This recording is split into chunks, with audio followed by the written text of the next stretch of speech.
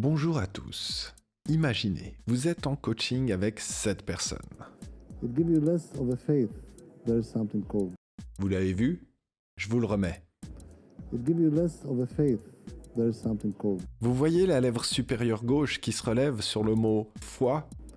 It gives you less of a faith. Ça, c'est soit du dégoût, soit de la colère.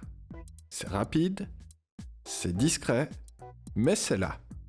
Et je pense que lui, il a un problème avec la foi. Alors oui, je fais le malin car c'est toujours plus facile sur vidéo, et vous auriez raison de me le faire remarquer. Mais quand il s'agit d'utiliser ses compétences d'observateur pendant un coaching, c'est un tout autre défi.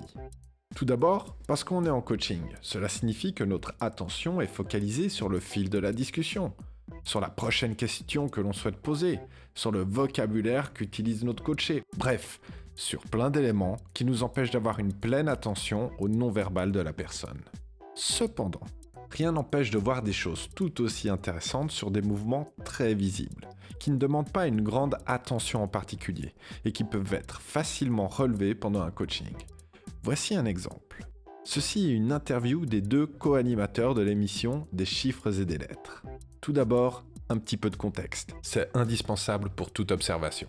Malheureusement pour eux, ils se sont fait virer de l'émission après plus de 30 années. N'hésitez pas à mettre ma vidéo sur pause et aller voir l'interview par vous-même et essayer de détecter des attitudes non-verbales intéressantes. Alors sur les 6 minutes d'interview, voici les thèmes abordés. Ils parlent beaucoup de l'émission, mais une fois arrivés au bout de l'interview, ils abordent quand même leur ressenti sur la façon dont ils ont été virés.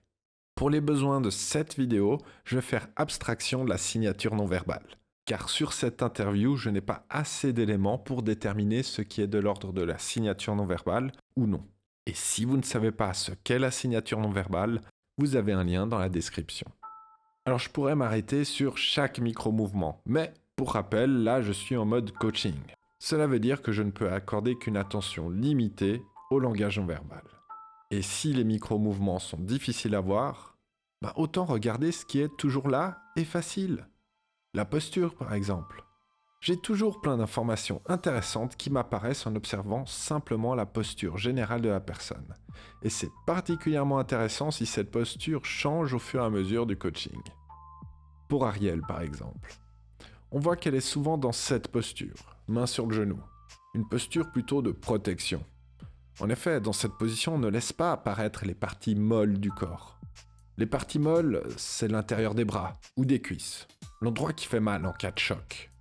D'ailleurs, si on se protège d'un projectile, nous allons naturellement mettre les bras en guise de bouclier et la nature est plutôt bien faite. Les parties du corps qui nous protègent sont plutôt dures, avec des os, comme l'extérieur des bras, le coude, le tibia. Et pour Ariel, dans cette position, il y a le genou qui ressort, le tibia en avant, les coudes et extérieur des bras sur les côtés. En plus, dans cette position, les bras restreignent considérablement l'accessibilité au torse et à des parties plus sensibles du corps. Bref, une posture que je qualifie donc de protection. Et pour ma part, je n'y vois rien de surprenant de la trouver dans cette posture. Bien qu'elle soit habituée aux caméras, elle est beaucoup plus rarement invitée dans des interviews. D'autant plus qu'elle sait qu'elle va être interrogée sur un thème pas très drôle, c'est la façon dont ils ont été virés. Face à cette situation, il me paraît naturel que le corps soit dans une posture de protection. Alors on peut voir qu'Ariel a tendance à s'exprimer avec les bras, ce qui l'oblige à souvent sortir de cette position. Mais elle finit par y revenir tout naturellement tout au long de l'interview. Sur la timeline, je vous indique les moments où elle se trouve dans cette position. Pour Bertrand, même constat. Des bras croisés. Alors pour ma part, les bras croisés ne signifient pas obligatoirement une position de fermeture, mais dans son cas, ça me paraît plutôt évident. Ce n'est pas un croisement de bras de tout repos. Observez la tension ici dans ses bras. Il resserre même l'étreinte.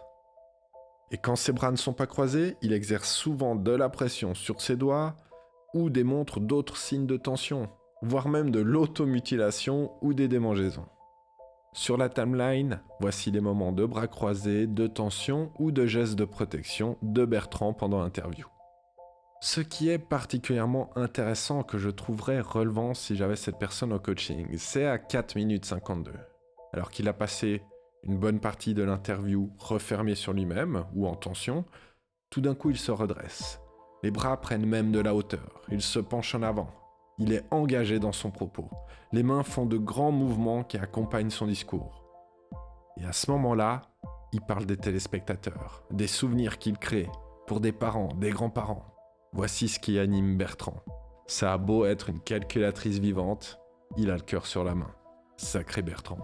Mais quand on leur dit des chiffres et des lettres, c'est tout de suite des souvenirs affluent. Des souvenirs avec ouais. les parents, avec les grands-parents. Et il n'y a pas photo. Dès qu'il repasse sur un autre thème, quelques secondes plus tard, il se referme.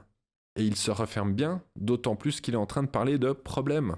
Alors, ça fait peut-être partie d'ailleurs du problème qu'on a eu, c'est qu'on n'est plus de la première jeunesse.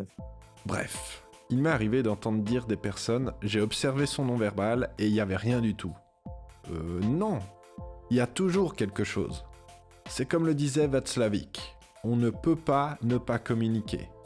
Et avoir un langage non-verbal sous contrôle, avec peu de mouvements, c'est justement une appréciation que l'on peut faire sur le langage non-verbal d'une personne. You know what? I'm happy. Le fait qu'il y ait peu de mouvements, c'est une observation. Où est-ce que je veux en venir avec tout ça ? Les mouvements du langage non-verbal, il y en a des subtils et des flagrants. Et dès qu'on sait quoi observer, il y a toujours une multitude d'éléments non-verbaux qui apparaissent de manière très visible et qui sont souvent bien suffisants pour relancer la réflexion de son coaché sur ce qui est en train de se passer en lui. C'est juste qu'on n'a pas appris à voir ces mouvements. Et c'est là que je pense que d'apprendre à voir de micro-expressions s'avère utile. Il faut des fois savoir passer par des observations très minutieuses, affûter son œil sur des micro-expressions, pour ensuite prendre du recul et voir des éléments non-verbaux évidents et pertinents, mais sans effort. En fait, se former en langage non-verbal, c'est apprendre à développer son regard pour l'utiliser de manière plus consciente.